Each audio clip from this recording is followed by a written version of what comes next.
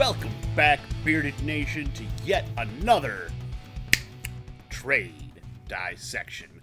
Bearded brother Matt here, about to cut down into a meaty deal. Like I said the last dissection, we're going to discuss what happens when two teammates win 3 titles in a row together and then have a falling out. One of them has to go.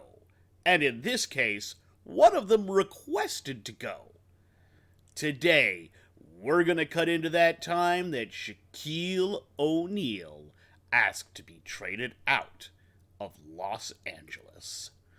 So at the time, this was a massive deal.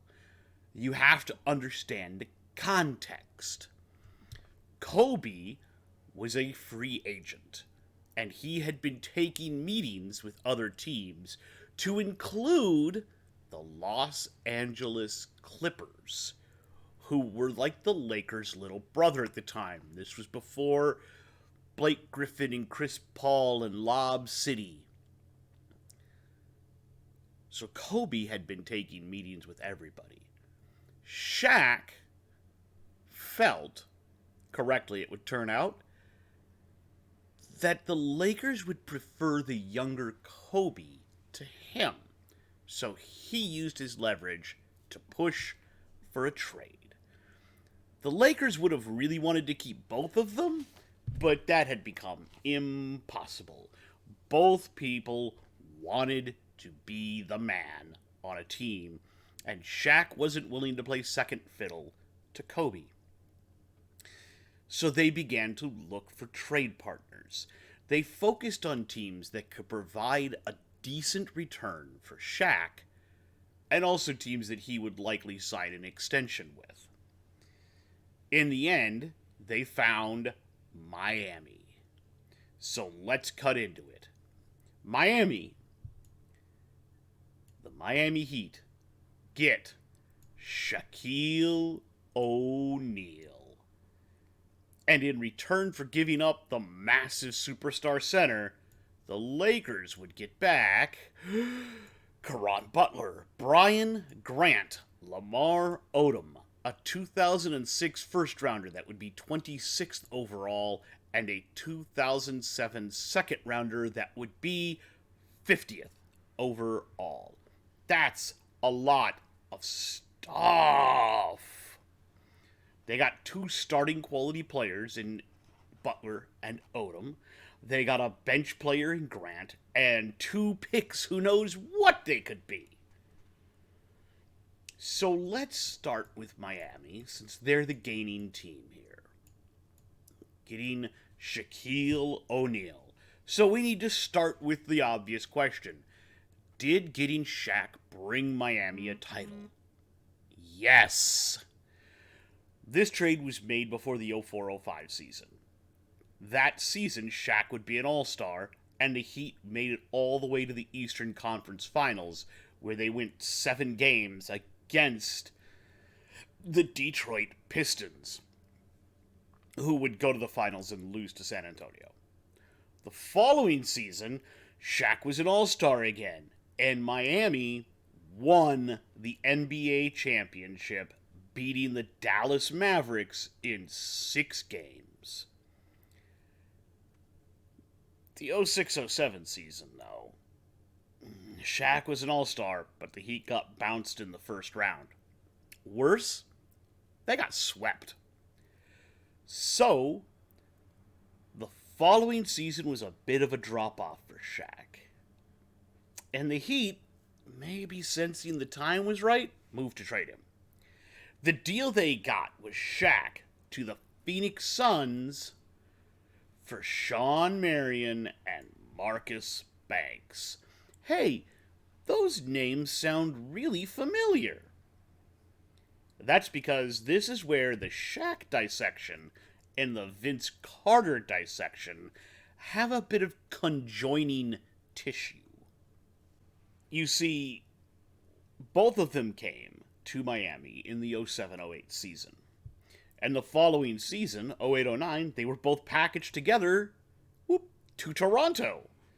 And Miami would get back out of that deal Jamario Moon, Jermaine O'Neal, a 2010 second rounder, 42nd overall, and a 2011 first rounder that would be 5th overall.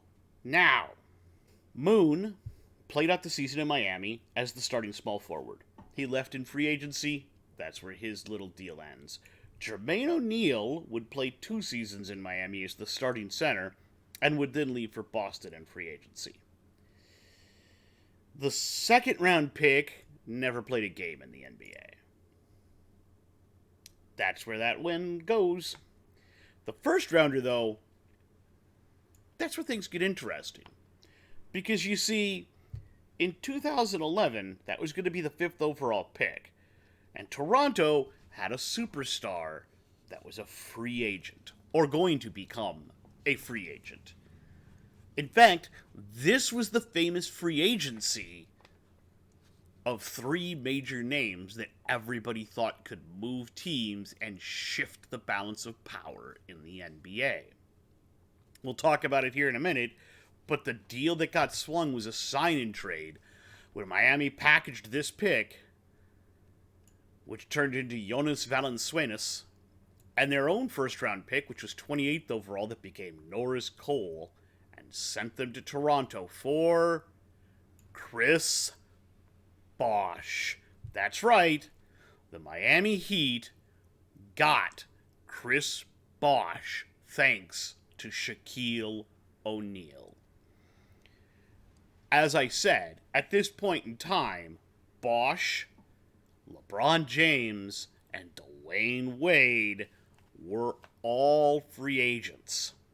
Miami swung a sign-and trade to get Bosh. They re-signed Wade, and they would sign LeBron to create the Big Three. And in fact, they would win championships in both the 11-12 and 12-13 seasons. So just from the one trade to get Shaq, where they were looking for 1 title, they wound up with 3. That's intelligent roster handling. So I think, since this is where the dissection for Miami ends, I think we can call this a win. Miami wins. Or at least it's a win for Miami. So how did LA do in all of this? Well, let's go take a look at it. Let's start real quick with Brian Grant. Brian Grant was older. He was an off-the-bench player, and he never was traded anywhere, so we can already tie that up and end it. Now, what about Caron Butler? Caron Butler played a season in LA, and then they shipped him out, along with Chucky Atkins, to the Washington Wizards for 2 pieces, Laron Profit and Kwame Brown. Now, Kwame Brown is kind of an interesting little piece. Laron Profit, we'll tie him up real quick. Never traded, never went anywhere else, totally done. Brown, on the other hand, that's been a pick that's been subject to a lot of criticism over the years. At the time, Michael Jordan, yes, that Michael Jordan, owned a part of the Washington Wizards. He was also their GM. Brown was his first draft pick. He was also the first overall pick. And to say he struggled was an understatement. He never actually lived up to being the first overall pick, and the Lakers actually wound up putting several seasons into him, hoping that playing with Kobe and others, he would end up developing into the player everybody hoped he could be. All of that untapped potential. That never actually happened, and the Lakers pulled the plug in the 07-08 season and would swing a trade. LA would send Kwame Brown, along with Javaris Crittenton, Marc Gasol, Aaron McKee, a 2008 first-round pick that was 28th overall that would become Dante Green, a 2010 first-round pick, 28th overall that would become Grievous Vasquez, to Memphis. And what did they get back? A player and a pick. So, the second round pick doesn't even matter because the player they got was Pau Gasol. Devin Ebanks was a decent player, but definitely not Pau Gasol. Pau Gasol would establish himself as a major presence. In fact, he already had. He was drafted third overall in the same draft where Brown went first overall. In the 08-09 season, LA, they'd win the NBA championship. And then they'd repeat the following year. Sadly, after the repeat, things kind of went downhill and started to collapse. This would be when they would trade off a different piece from the Shaq trade. You see, LA tried to swing a deal. They thought that they could get Chris Paul from the Hornets. And they had a deal in place which would have sent both Pau Gasol and Lamar Odom, along with some other stuff, to the Hornets for Chris Paul. At the time, the league owned the Hornets, and David Stern nixed the trade for what he called basketball reasons. LA fans have never forgiven him for this. However, both Gasol and Odom had some pretty ruffled feelings about this. And the relationship with Odom was so bad that LA moved to trade him right away.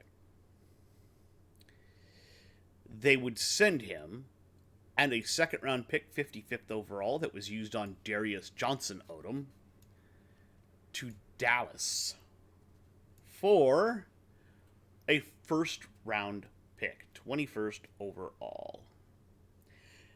Now, that pick would eventually be used on Mitch McGary, but not by the Lakers. The Lakers would trade that pick, along with Derek Fisher, to the Houston Rockets for Jordan Hill. Hill was mostly a bench player and played at both center and power forward, never lit the league on fire, but he was a decent depth option. He played 3 seasons in LA and left in free agency. Now let's clean up the rest of this.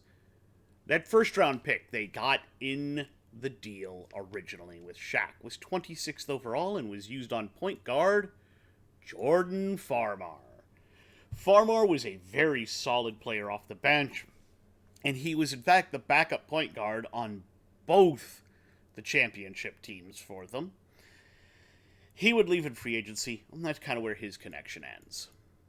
The second round pick, 50th overall, would eventually be used on a guy named Ronaldus Sebutis, but not by LA, who would flip this pick to the Dallas Mavericks for J.R. Pinnock. Not much to say there, sadly. So, 2 more championships out of stuff from the Shaq deal. I'm going to call that a win for LA too. So in the end, we have 2 teams that are both winners. 5 total championships from this one trade. In fact, from the 08-09 season through the 12-13 season, all the championships were basically determined by this trade. As you had the Lakers winning it for 2 years, followed by the Heat winning it for 2 years. And all with pieces that they got from this trade. The Lakers, who eventually would get Pau Gasol out of pieces from this trade, and the Heat, who would eventually get Chris Bosh out of pieces from this trade. Just blows my mind. Now, that is where this dissection ends. It's pretty rare for both teams to win, and I kind of wanted to highlight it. I thought it would be neat. Next time, we're going to look at another old hockey adage, which is, if you made a trade with the Atlanta Thrashers, congratulations, you won the trade. I will let you think about what trade I could be talking about. I will give you a hint, though, because they made a lot of trades. It involves the Senators. Until then, if you like what we do here, give us a like, give us a subscribe. I want all of you to stay bearded and have a wonderful time. Peace!